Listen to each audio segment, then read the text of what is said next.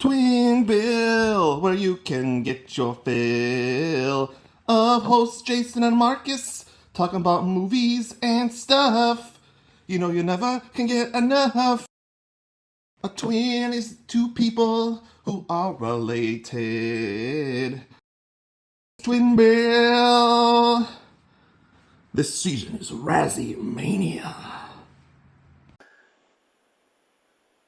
Hello, welcome to Twin Bill. Before we get things started, a little bit of a commercial. Have you ever thought, hey, that Jason Luna, I want to see him do stand-up comedy live?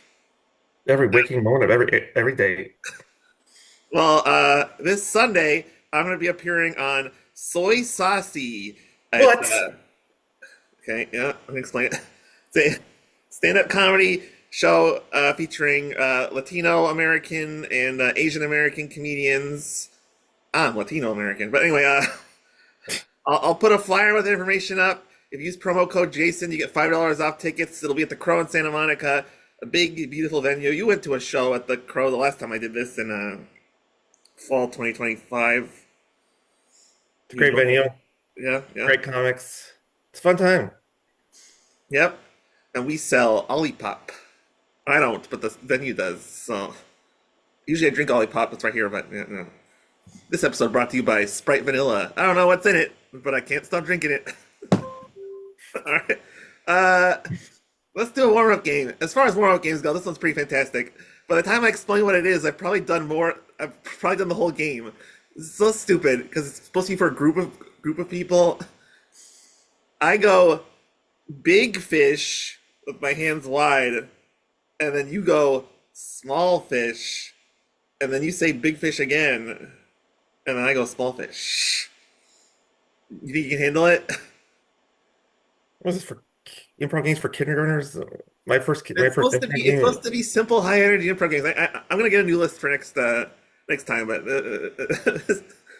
but yeah, all right. This gets over with. Big fish. Small fish, Then you go big fish. small fish. All right. Speaking of fishing for homosexual sex.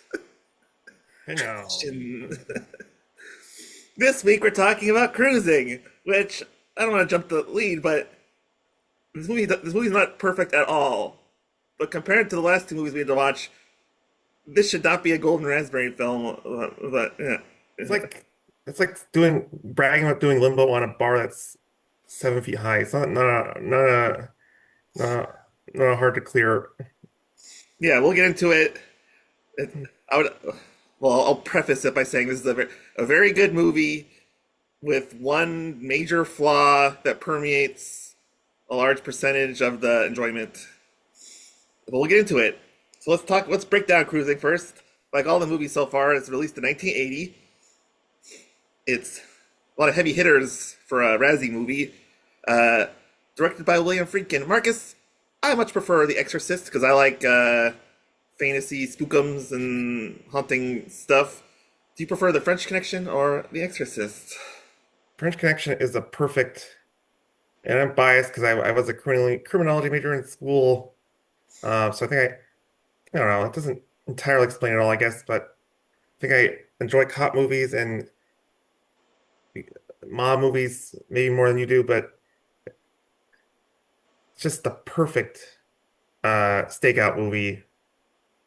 Cannot be topped. So I put French Connection above Exorcist. We both talked about this ad nauseum and in school as well because we both have connections to either crime or film or both. But it's one of the most realistic police movies ever put to film.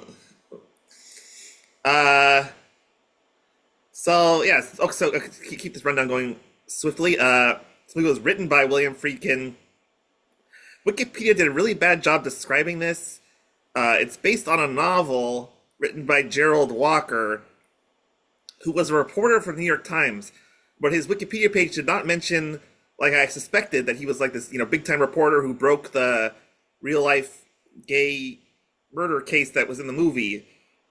So he probably was involved somehow or heard about it, but it was a fictional novel, so it's a little confusing.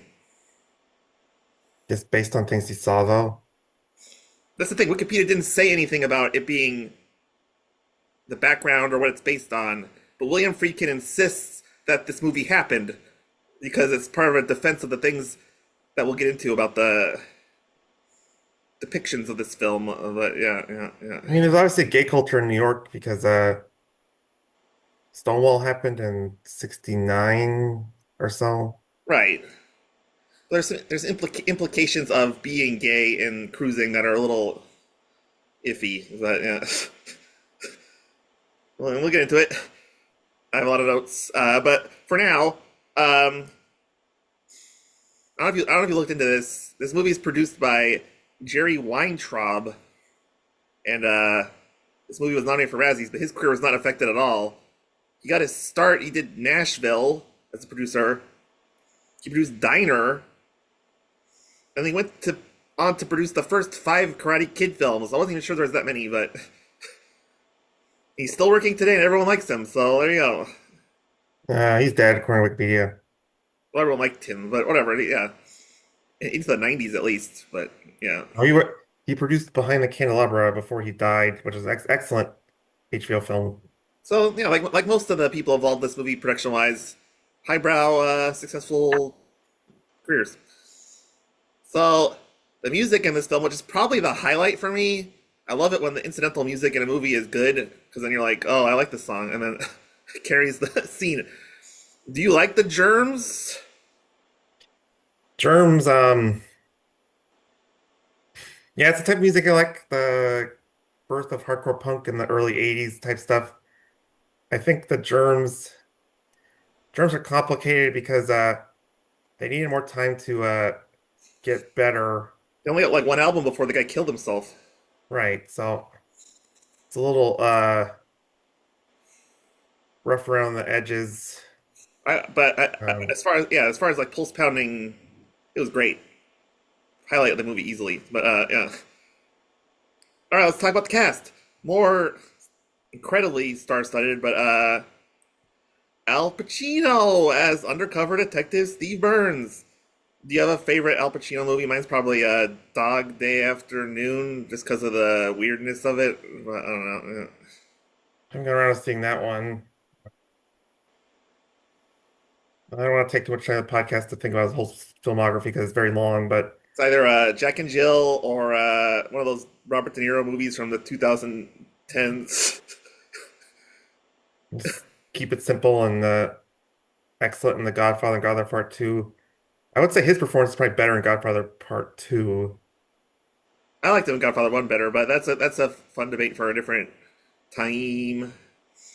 And then Paul Sorvino as the I keep making allusions to The Departed in my head. It's like the Martin Sheen mentor police guy, Captain Edelson. Yeah, solid as usual.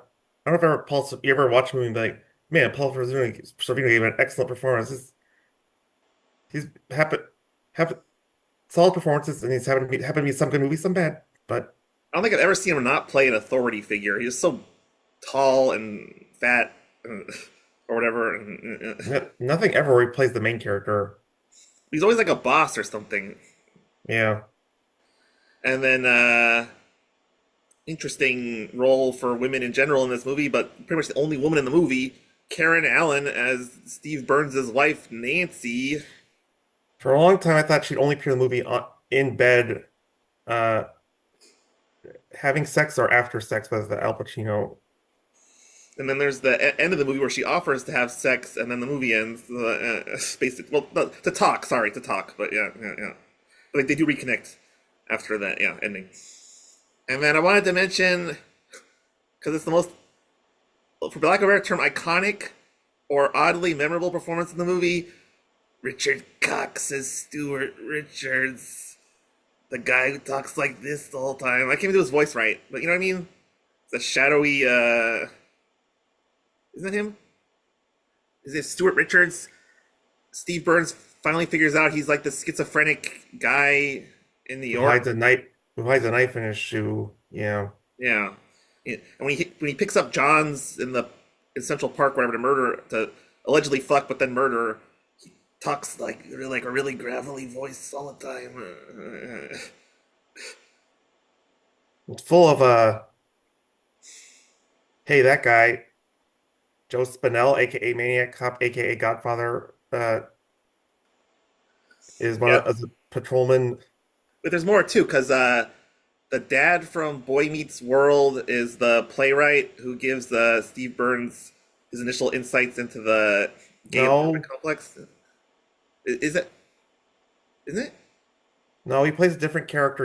Oh, He plays Stewart's best friend towards the end of the movie. I'm gonna. We're in a Mandela effect on a movie I just saw, but that's weird. Yeah, Mike Starr of Dumb and Dumber and podcast legend Cabin Fever fame plays Joe Spinell's partner. and Ed O'Neill as a cop. Does he even have a name? Oh, it's Detective Schreiber.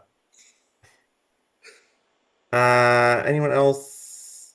There was more, but I'm looking at the cast list right now. Oh, James Remar, who plays the asshole roommate of the playwright you're talking about. yeah, I love me some James Remar. Guy always, yeah, the rasp.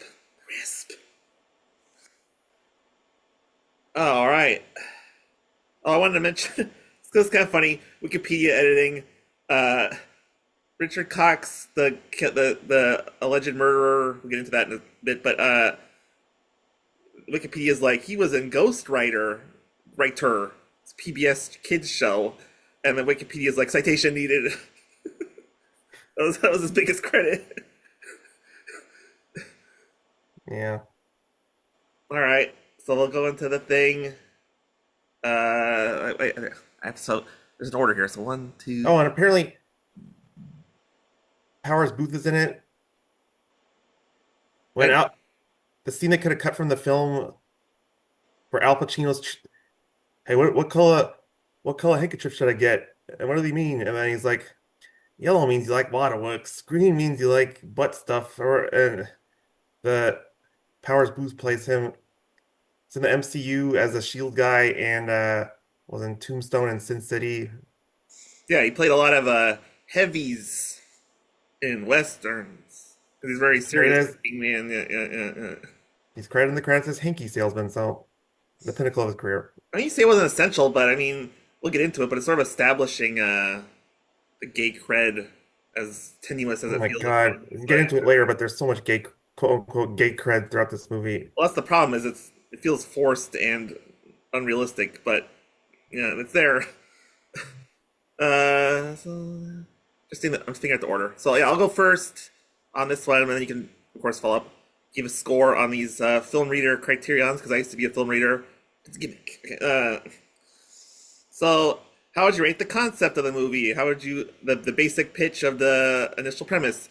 So the basic premise is there's these gamers and this cop is going undercover. Today it'd be a very uncomfortable premise because this is a big flaw in the movie is like why wouldn't the cops just ask a gay gentleman to become a cop and go in the gay club? It'd be so much faster. And I think this movie in general is sort of uncomfortable to pitch to today's audiences that are more gay, accepting. So it's a premise. I gave it like a 4. It's an interesting period piece, but kind of dated. I don't think it's realistic to train a cop But there's that probably quick. gay cops out there. Sorry. Go ahead. Go ahead. Sorry. Just not realistic to train a cop that quickly for a as things come up. Oh, we got to train a cop with this characteristic. So I think I don't know.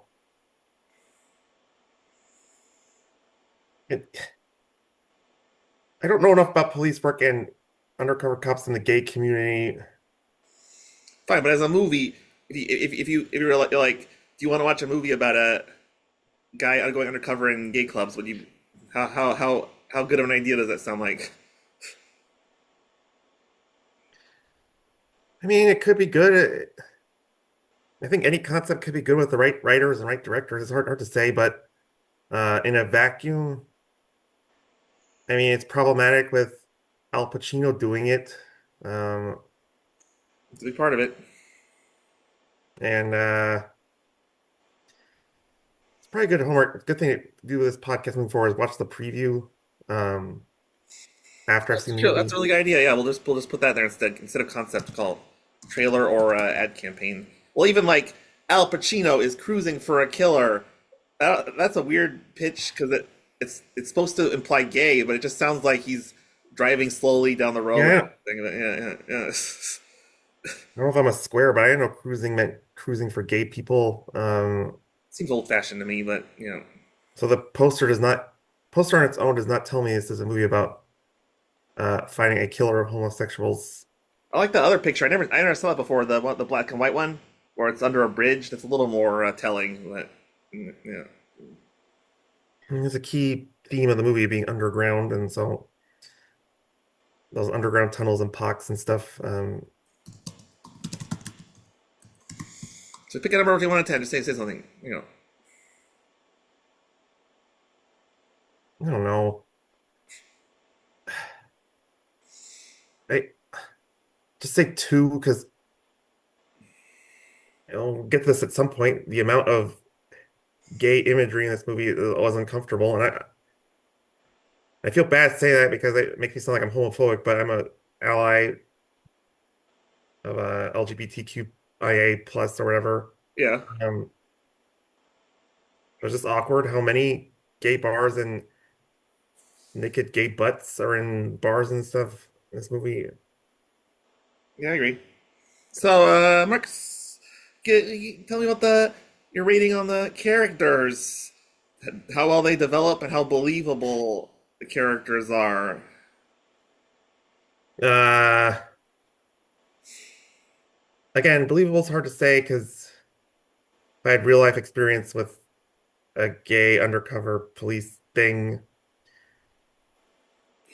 but I don't think anyone develops that well.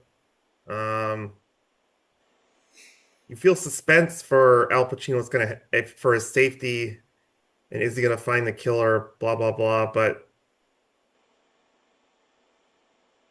I the movie wants you to because he talks about it with his partner. I don't know if they're married or not. Probably, but about how it's ruining his life and it's making it harder. Um, but it kind of contradicts what I'm actually seeing on screen, where it kind of feels like just continually doing the job. Um, Al Pacino doesn't do a horrible job, but I don't think he develops that much as a character, and certainly no one else develops as a character because they're barely in the movie.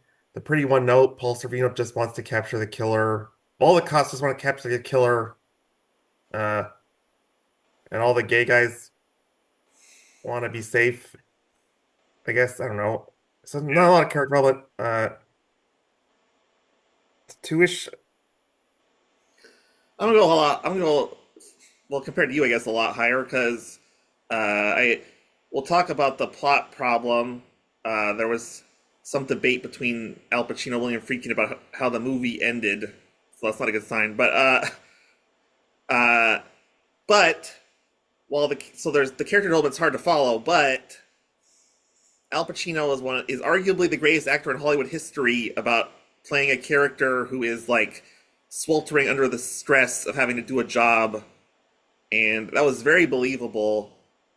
And I thought all the actors did a really good job of conveying in a naturalistic way the stress of being cops, and not so much with the gay characters, but they're interesting to watch and stuff. So it didn't really bother me. I'll give it like a if I went decimal, I'll go 5.5. But I'll say like just 5 out of 10 because it was well acted, even if it was schlocky characters. But yeah, Yeah, I'm a little too hard on character development because I think the cops are realistic cops, at least from other films. Just the gay parts get more weird in terms of all the characters, but yeah, the gay part's a mess. And I still don't fully understand, but we'll get into that a little more. I think. Uh, the dialogue, is it good dialogue and is it natural? This is another complicated one to me because the dialogue did what it had to do, especially with the cops. Very propulsive, very fun to listen to, like a Law and Order episode or whatever. Um, and again, well acted, even when they're talking about random gay stuff and whatever. But so it has to be a little low. I'll go like four again. It didn't bother me, but it did sort of like I didn't remember a lot of it. Um, his dialogue's okay because the first gay people he meets, well, the first gay people is he becomes like best friends with. His name's Ted.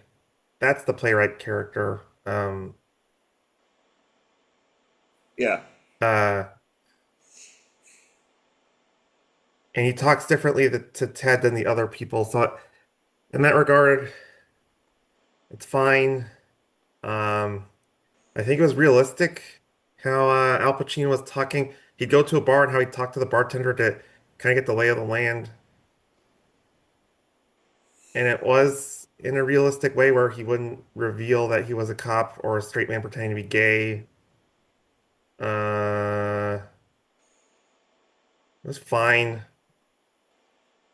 I don't think story problems and repetitiveness of setting are more of a problem. I'll say six-ish for the dialogue is fine. Yeah, if I was isolating Pacino's line readings, it would be a lot higher because, like you say, he always approaches it from a sort of what do you call that? Like method acting or something like that, where it's like, yeah, he always has to believe what he's saying, whatever it is. So it's like he definitely connects the things for you. So it's like, yeah, it's good acting from Al Pacino. I'm shocked right now. All right, okay. I think I was supposed to alternate the other way for, but whatever. My mistake. But let's do everyone's favorite round, the structure worksheet.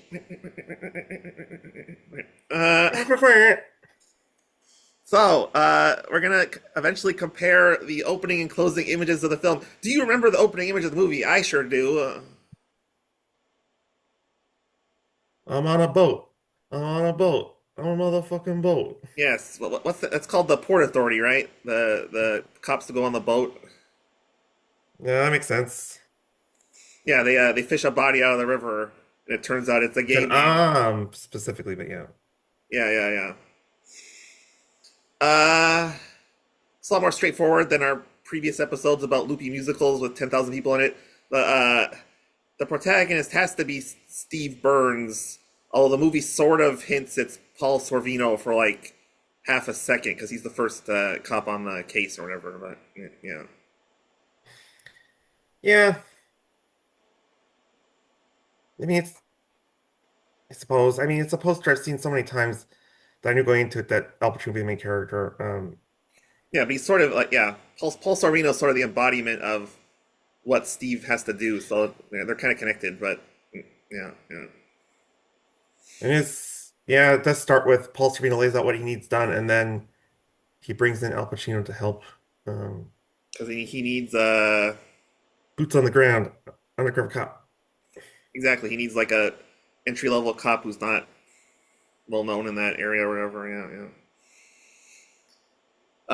What's the ordinary world of the protagonist when the movie starts? I guess it's basically being a cop and not being gay yet. He hadn't done, I believe, Mr. Burns, excellent. Hadn't had done any undercover work, and he was just a desk cop. We know that, and he's ambitious because he talks about with Karen his let's call him his wife about how It is his wife according to Wikipedia, by the way. So I don't know. That was kind of okay yeah, yeah. that Nancy. she's like, why are you doing this? Because it's so stressful. And he's like, I'm gonna get a big promotion if I do it. So he's looking to move up the ladder in the so he's probably bored in his regular job, and you can imagine that he was like doing desk work or routine patrols and wanting to do more with his life, make more money, yada yada. Yeah. So yeah, it's not. It's not. I mean, it is. It is a. I guess a traditional movie thing. It's not like shocking or anything, but it's not quite the scale of like being a, or being a painter or joining the village people or something. I don't know. Anyway, oh yeah, and oh, so to your point, this movie makes it very clear. Usually, movies make it a little subtle. You know, well, what could he possibly do to improve his life or his station, or whatever? It's literally solve the case. It's very cut and Yeah. dry. Very what do you call it? Almost like an enclosed plot. There's no like open-endedness. Like he needs an idea or whatever. It's like no, just go do the thing Paul Sorvino told you to do. Uh, so what happens in the movie that changes the protagonist's life, pulls them into the story? Yeah, again, I think it's just as simple as he starts going to the gay clubs and sort of pussyfooting around about what he's supposed to do in there and stuff. Yeah, and it gets pulled deeper and deeper. Um, yes, I think the onset of him getting pulled in is basically when we meet him because there's not a big struggle to for him to accept this difficult undercover cop. He eagerly accepts it as soon as Paul Sorvino offers it. Right. So there's yeah. Other movies would have like some sort of He I don't know tries if I to should take refuse this it, job, or blah blah yeah, blah. yeah, But he's like, of course I'll take it. yeah. I think that's a common thing with crime stories is they sort of skip a lot of the usual traditional screenwriting structure of hemming and hawing, and he gets a job at a different police station first, and that gets shut down or something, or whatever. Yeah.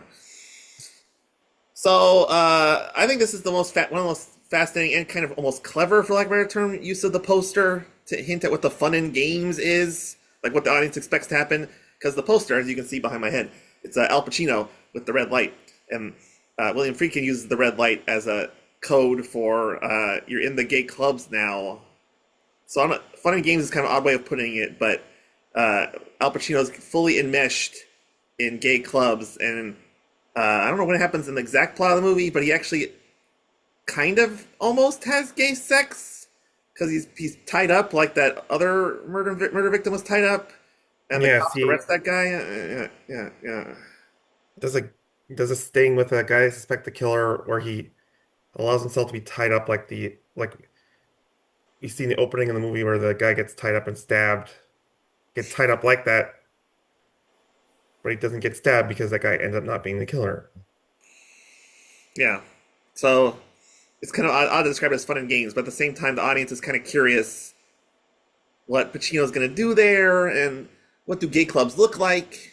And I don't know if the director or the whoever really knew what gay clubs look like, but we'll get into that, I guess. But uh, so this is weird because usually fun and games is like you get your dream job, you fly to Paris to make music or whatever. But this is actually like a tense crime movie, so it's funny because you know what obstacle comes in to take the protagonist's fun away from them, and the movie does a pretty uh, decent job of this because well, okay, but yeah, we get it. Positive and negative because they do try to present it like the problems with the case because his wife is upset at him because they're not talking and he's being acting weird and he's out of the house all the time and stuff, and then these gay guys keep getting murdered despite the fact he's working on the case. Sometimes I don't know if the movie really reflected this. I don't know. It didn't feel as stressful as they wanted it to feel, I guess. But that's there. Any other thoughts about the obstacles to his fun? You're right, it's never fun because he's tracking a killer, but like a lot of tracking serial killer movies, it becomes quote unquote less fun because people are still getting murdered. Um, so it leads to a lot of stress for for him on him. He's putting stress on himself and his bot and his the rest of the cops putting stress on him because uh, accusing of doing a shitty job because people are still getting murdered. Um, so it becomes less fun as the movie goes on because people get killed a lot in this movie. Yeah, which they do cut away from Pacino to show you the one in Central Park. Stabby, stabby. All right, so what motivating event or action allows the overcoming of the obstacle to get what they want is also pretty cut and dry. Although I was a little confused about the like intervening steps, but I guess Pacino meets enough intervening people to put together that Stuart Richards, the schizophrenic guy who lives in an apartment, is probably the killer, and so he's able to finally start tracking him down. hmm I mean, you probably remember the movie better than I do. Any other detective-y things you wanted to describe? I mean, like French Connection, uh, how arduous a stakeout can be is kind of portrayed well, I guess. Um, Once he finds his address, he doesn't, well, he can't, but they portray a lot of the waiting involved. And you have to, when you do sneak in, you have to sneak in quickly and get out so people doesn't know that you're there. Um, Yeah. I guess that's realistic and well done, I suppose. So, sort of the second part of this is like to fully overcome the obstacle. He wait, does he like somehow contact him and tell him to meet him in the park, or he just go there because he knows he'll be stalking people in the park at the end for the showdown?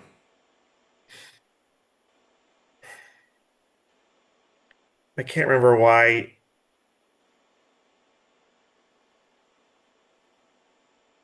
I can't remember why he knows he's in the park. I guess he might have just been tracking him. Um, So yeah, they have their meeting in the park, and they do the very macho action movie thing they do in a bunch of action movies where it's like uh, they both know they want to kill each other, and but they pretend they're gonna have gay sex, so they drop their pants. Pacino gets the drop on Stewart when Stewart goes for his boot knife and stabs him, kills him. Yeah.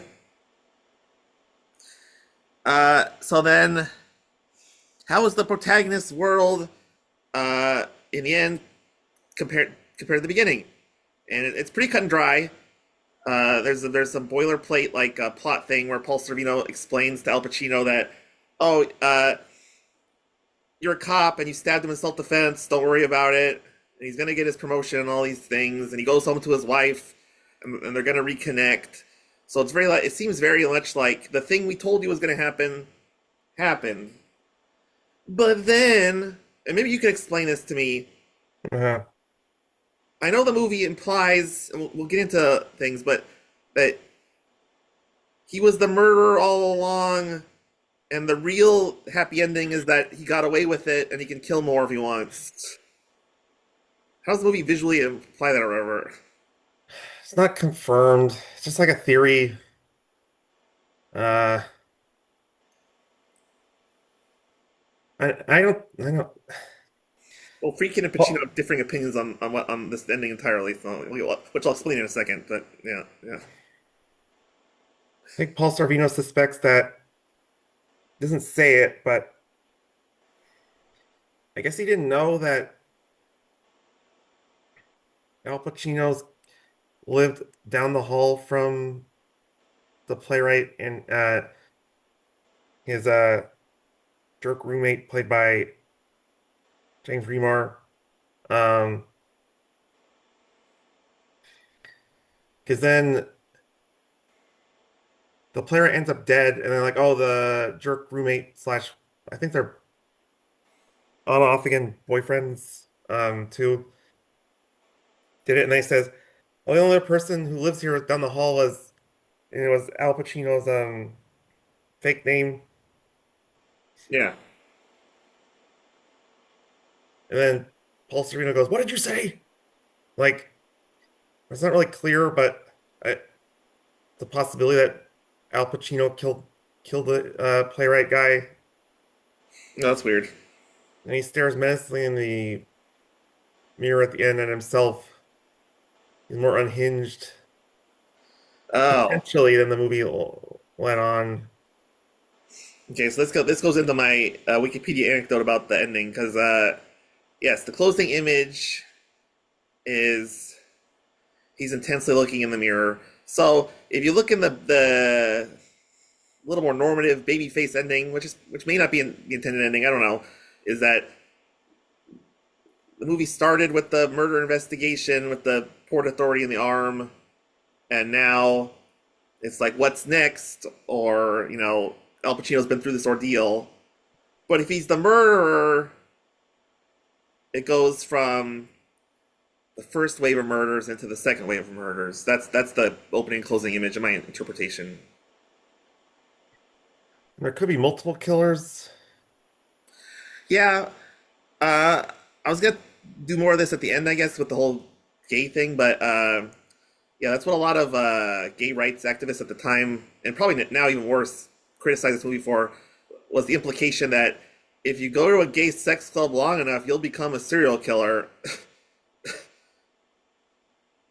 And that's not a great thing to imply, but that is a reading that could be made of the ending if you believe that Steve became a killer at the end.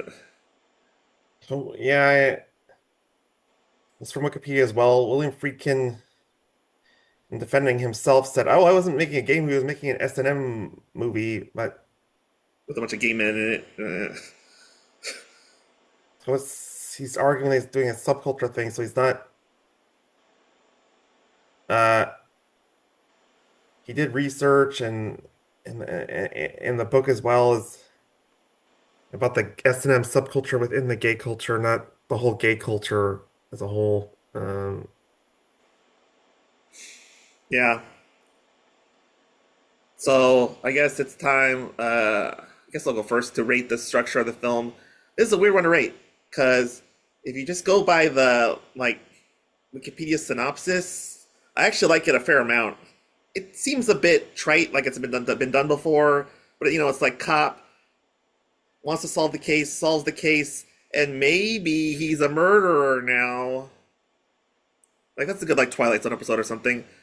But watching the movie, it's just like a lot of weird gay nightclub scenes, and then he's a murderer very quickly at the end. Didn't seem structurally sound, despite being close with the whole police thing. So I'll be kind, give it like a 6. But yeah, Just doing the structure or the whole movie just review? the structure, how well it was structured.